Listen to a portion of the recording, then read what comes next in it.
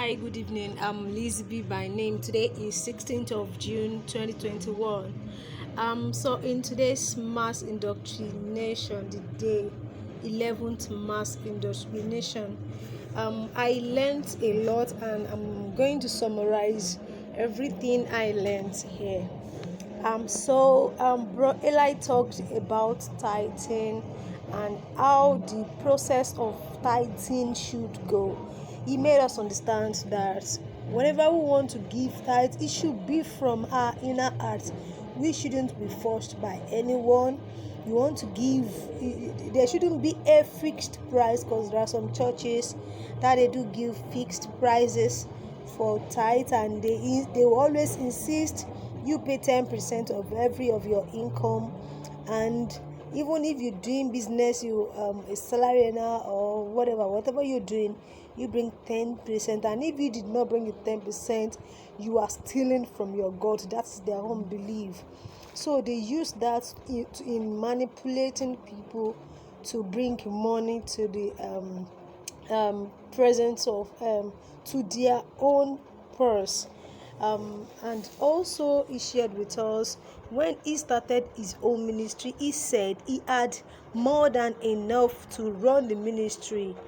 So he did not come into ministry to for money or whatever people might be after. He came to preach the real and pure doctrine of Christ, the real word of God, not for money. There are a lot of pastors, even in some churches, they will move the boxes of tithes around for everyone to pay in, and there are some people that will even write envelope, they write your name to it to know the particular amount you paid for a tithe, you know.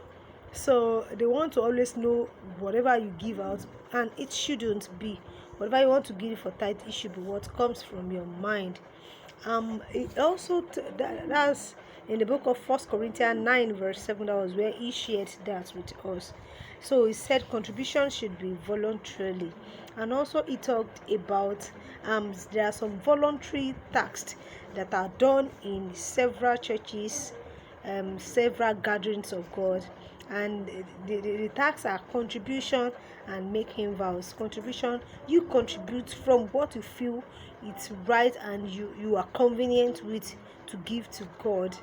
And also there are some people that will make vow to God for what he has done in their life, so they can use that in they will fulfill the promise in front of God. They were the one that made the vows, it was not enforced on them.